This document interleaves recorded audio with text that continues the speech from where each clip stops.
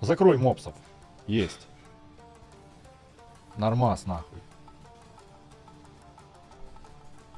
А что ты... Блядь, ты что, ты реально сам себе готовишь? Да. Полезно. Крупу с мясом, блядь? Ну да. Сегодня с индейкой. С индейкой? Блядь, чего тебя так удивляет, блядь? Ты как будто... ни Потому разу не что ты слышал что, об этом. ты охуевший, потому